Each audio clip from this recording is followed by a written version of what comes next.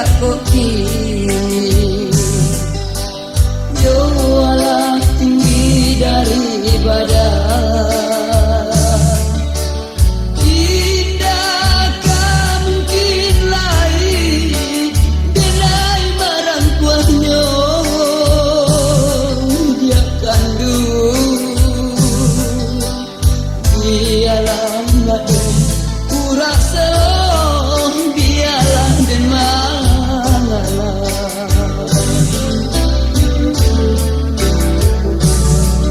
Ayah jani adia karuani ulah de ame jopar mato.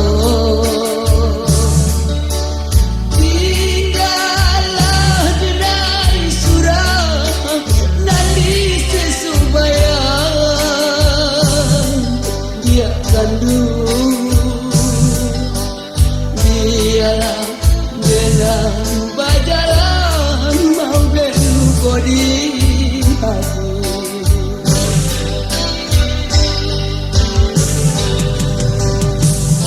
Kata kaco dapet dilihat rata di hati dia kandung. Denai nang tahu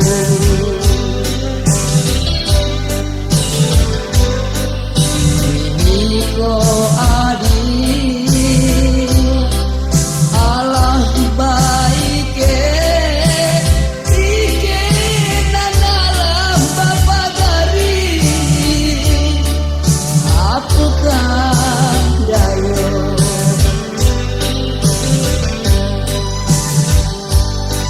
Biarlah adik na badayu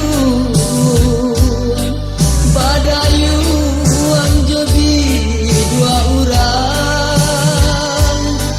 Biarlah denai badayu mau beluko nan kata pia.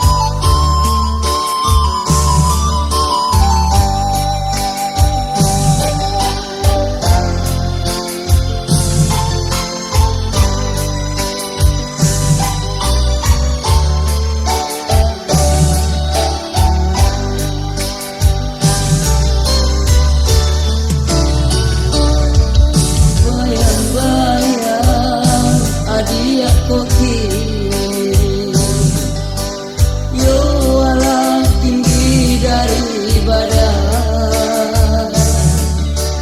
Tidakkah mungkin lain denai marang tuahnya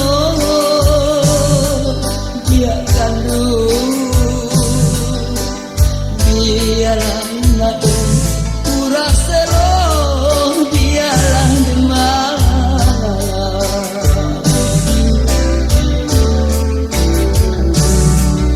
Ayah jani adia karuai ulah de ame jopar mato.